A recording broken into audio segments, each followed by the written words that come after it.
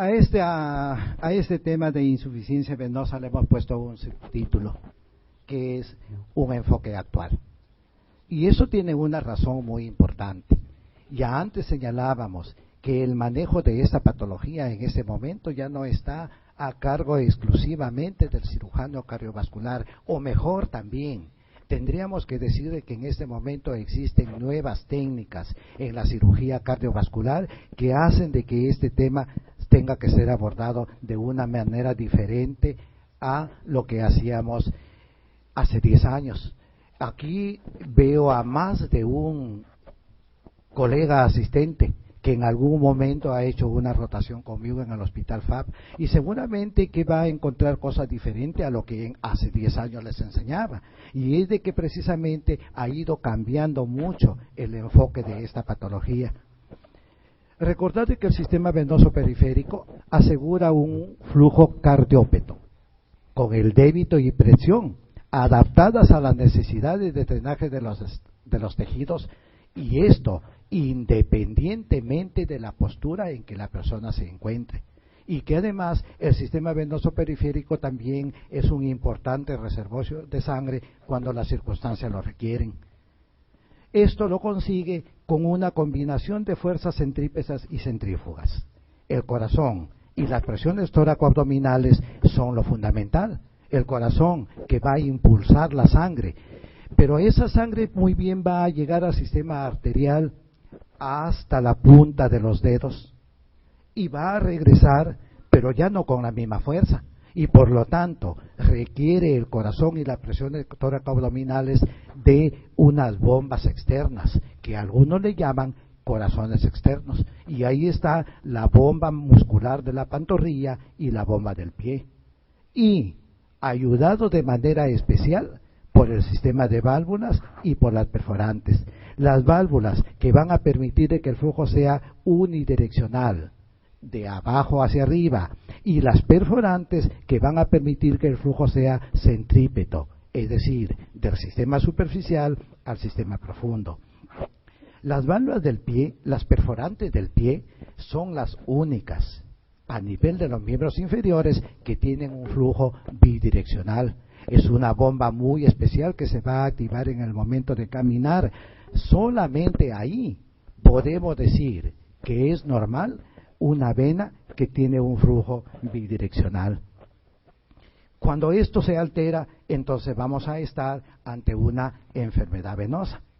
La enfermedad venosa que va a llegar a ser una enfermedad venosa crónica, la cual va a producir una hipertensión venosa, y esta hipertensión venosa es la responsable de las varices, con todas las consecuencias que ustedes conocen.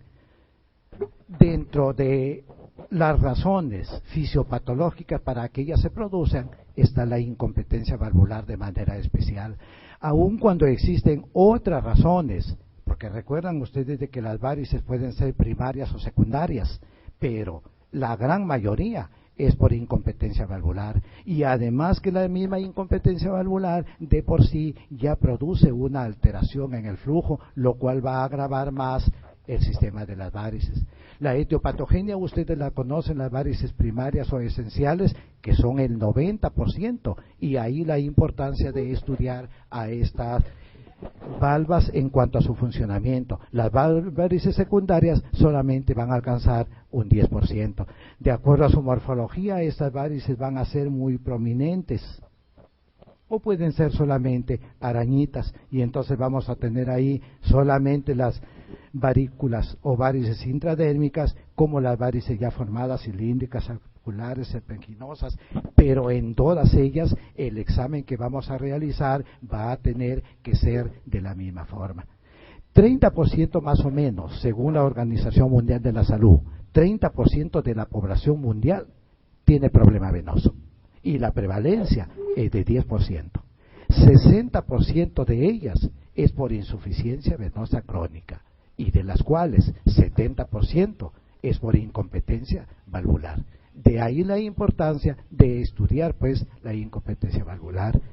Cuando se hace un tratamiento anatómico, como la esclerosis, el ácido superficial, el ácido endovascular, la cirugía con safenectomía ha demostrado de que se producen unas recidivas con una frecuencia alta a 3 años, entre 20 y 80%.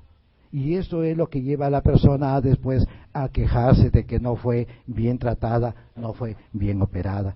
¿Cuáles son las causas? Esta es una de las más importantes.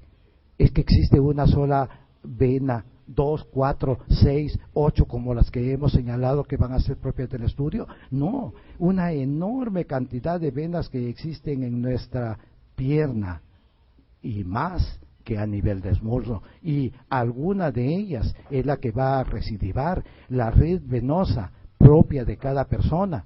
Pero también hay que señalar de que solamente nos estamos dedicando a estas mayores y no les estamos dando importancia a estas.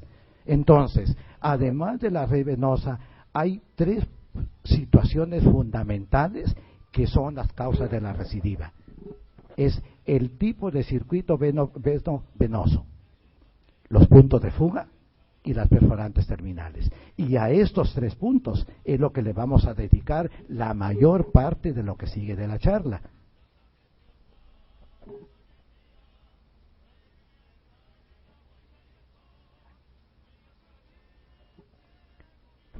La insuficiencia venosa crónica entonces tiene que tener un tratamiento, y el tratamiento debe ser una corrección tanto anatómica como una corrección hemodinámica. Así es como nace este criterio: cirugía chiva, cirugía hemodinámica de la insuficiencia venosa ambulatoria.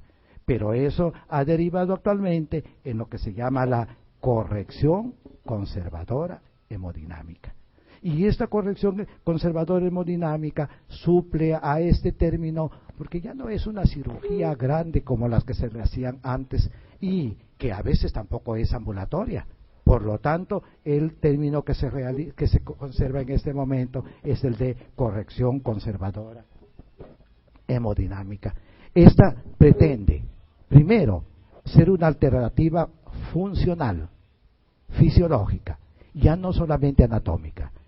Interviene sobre los factores hemodinámicos que determinan las varices, corrige el reflujo, fragmenta la columna de presiones para evitar la hipertensión, elimina los circuitos venosos importantes, y aquí viene lo fundamental: ya no tiene que extirpar toda la vena safena mayor, por ejemplo, solamente va a extirpar aquellos segmentos que sean necesarios, y de repente ni siquiera extirparlos, ponerle sustancias esclerosantes, por ejemplo, espumas o láser o cualquier otro procedimiento, ya no a toda la vena, sino solamente a aquella en la cual se encuentra la alteración. Por lo tanto, va a preservar aquellos troncos safenos que están bien. Recuerden que antes hemos dicho de que la mayoría de esas grandes varices, que las damas sobre todo, también varones, pero damas por factores especiales propios de ellas,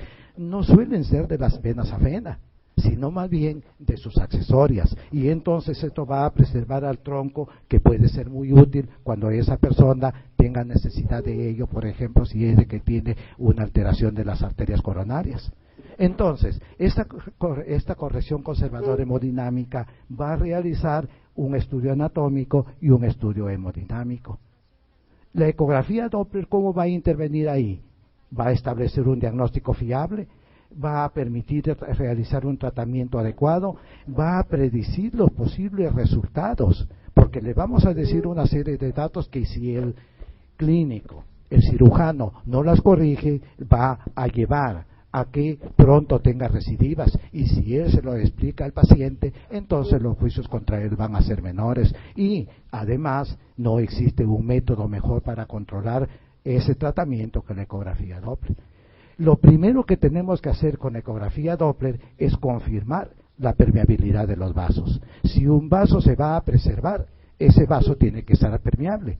Si no está permeable, si tiene trombos, bueno, ¿para qué preservarlo? Entonces debemos ver de que esa vena llene completamente. Lo segundo, va a estudiar las características de la incompetencia valvular, qué alteraciones existen. Y lo tercero es que va a realizar un mapeo anátomo hemodinámico, señalando los puntos en donde se tiene que hacer las correcciones. La permeabilidad vascular, lo vamos a pasar muy rápido porque esto es la siguiente charla. Pero ¿qué vamos a ver? Las características de los vasos, que estos vasos tengan características normales, que estos vasos, cuando hacemos la maniobra, observan ahí cómo se comprime completamente. Hay una compresión completa de esa vena que nos dice de que no hay algo que está ocupando su luz, que cuando ponemos el color vamos a ver que llena tanto en longitudinal como axial, como ya antes le hemos señalado, y que en el Doppler espectral tenga su onda ondulante. Pero la trombosis no solamente se va a producir a nivel superficial, sino también que se puede producir, no solamente profundo, sino también superficial. Entonces también observar a nivel superficial si es de que existen trombos, como en este caso a nivel de una accesoria de la safena mayor, o en este caso a nivel de una femoral. Y decir las características del trombo, que es la siguiente charla.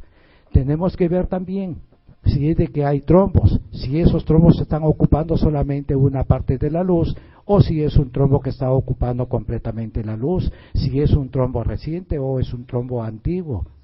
Y luego, después de que vemos que esas venas están permeables, entonces pasaremos recién a hacer las maniobras para ver la competencia valvular. ¿Y por qué tenemos que hacerlo así? Porque ningún cirujano va a operar una safena mayor, va a sacar una safena mayor si tiene que hacerlo, sabiendo que la femoral profunda o la femoral o la popltea están completamente obstruidas. Necesita primero saber cómo está el sistema profundo para poder operar el sistema superficial. Y si en el sistema superficial está en una trombosis que la ocupa completamente, entonces ¿para qué va a aplicar una sustancia esclerosante? Por eso es que necesita saber primero cómo están las venas en su interior, y luego pasamos entonces ya a estudiar la incompetencia valvular, las maniobras que ya antes hemos señalado, la maniobra de Paraná, la maniobra de carga alternada, la maniobra de compresión. Es mejor, porque no se nos van a presentar los pacientes la mayoría de las veces con estas hermosas piernas de esta señorita. No van a ser así la mayoría de nuestros pacientes. Entonces es conveniente que tengamos un aparato en el cual podamos realizar el examen con comodidad para el paciente y con comodidad para nosotros mismos. Este andador es un andador práctico que permite un examen adecuado.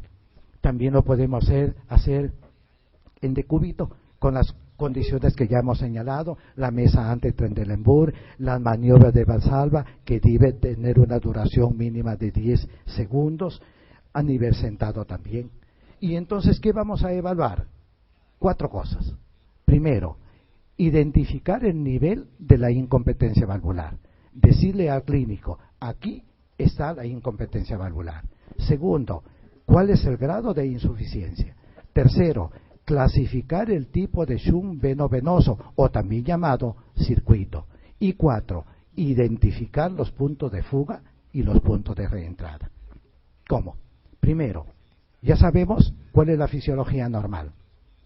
Vena abierta, flujo, se va a cerrar, ligero reflujo, vena cerrada, ausencia de flujo, vena abierta y flujo que se restituye. Así es como tenemos que ver, y aquí lo vemos en el video.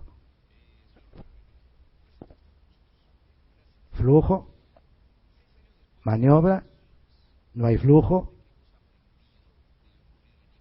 no hay reflujo, y ahí está nuevamente el flujo. Lo vemos al revés.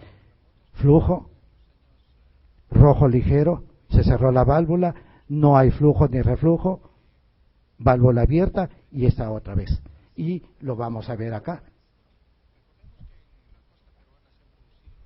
Igual manera, y entonces tenemos ahí la onda espectral.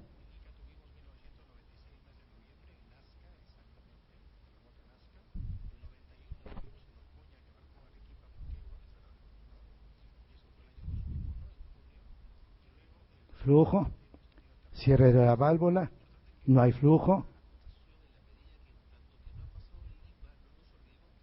y se restituye otra vez el flujo. Eso es lo que tenemos que ver entonces de manera normal. Cuando veamos de que en esa vena hay un cambio de color, entonces diremos que existe una incompetencia valvular. Es decir, de manera normal, reflujo, hacemos la maniobra, la válvula está bien y no debe permitir el reflujo.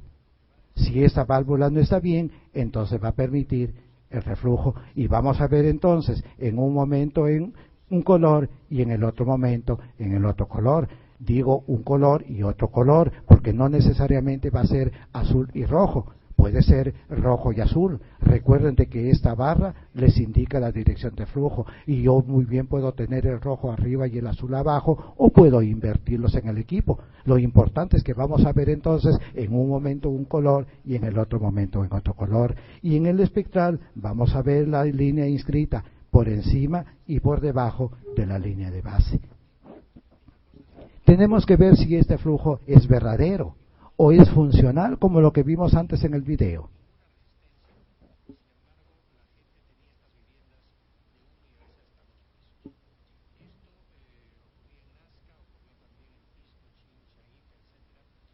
Miren, aquí hay un reflujo, pero no está acá en la vena safena. Esa sangre que regresa de la femoral común, pero aquí ya está haciendo el stop. Por lo tanto, acá no veo un reflujo. Entonces, esto es un reflujo simplemente funcional. Luego tenemos que ver, observamos aquí en este video,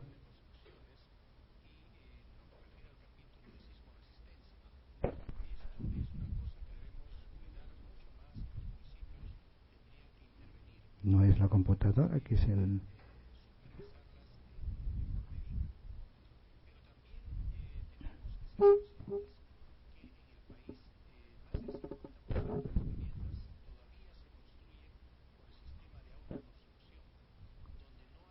No lo activa. Vamos a este.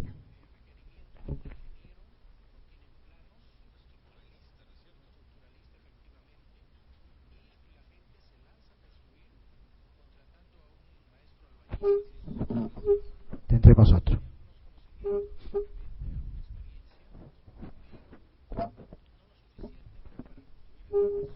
El reflujo, como vemos aquí, mira, en rojo, en azul y luego en rojo. Y observan ustedes de que aquí el reflujo llena completamente el vaso, mientras que acá el flujo, el reflujo, y no llena completamente el vaso.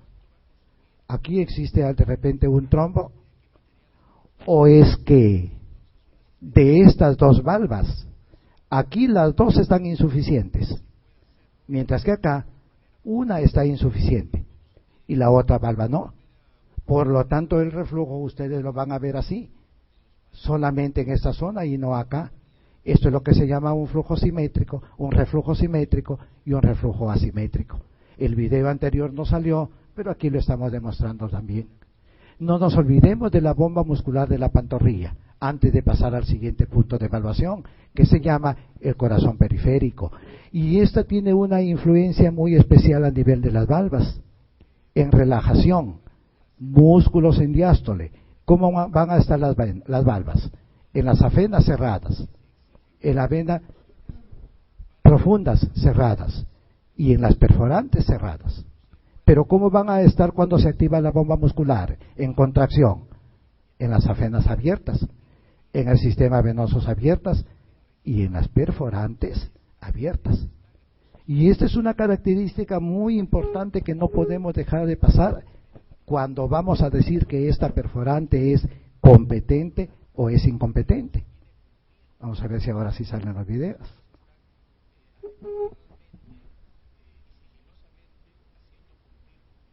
Algo le pasó a la computadora. Ahí está cargando. No.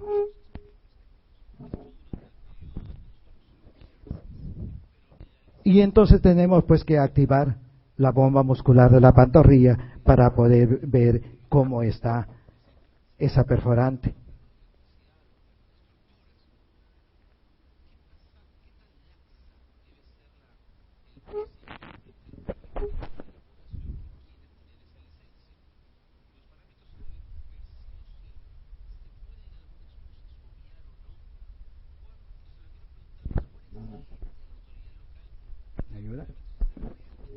Ayuda del técnico.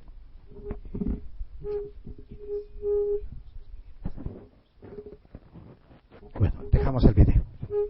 Entonces, ¿cuándo vamos a decir que una perforante está funcionando bien o no? Aquí muy claro. Una perforante con insuficiencia verdadera es aquella perforante que durante la contracción muscular mantiene su flujo normal y durante la relajación muscular tiene el flujo invertido. Aquí diremos que esa perforante tiene una insuficiencia. Mientras que si durante la contracción, o sea la sístole, mantiene un flujo invertido y un flujo normal durante la diástole, esa no es una perforante incompetente. Eso se llama más bien una perforante de reentrada, que es muy importante para descargar al sistema superficial. Y la bomba del pie, que ya hemos señalado, parece que los videos no van a salir, pero que aquí sí vamos a tener un flujo bidireccional.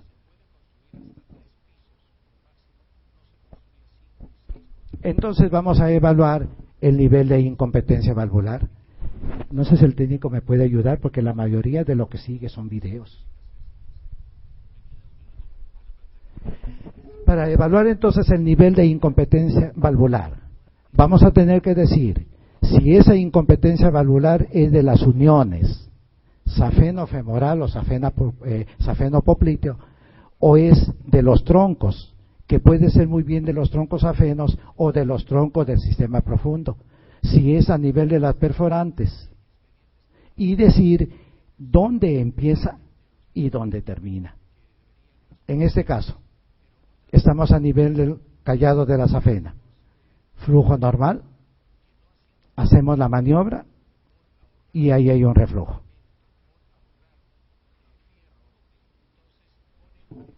Quiero insistir con los videos, parece que no va a ser posible.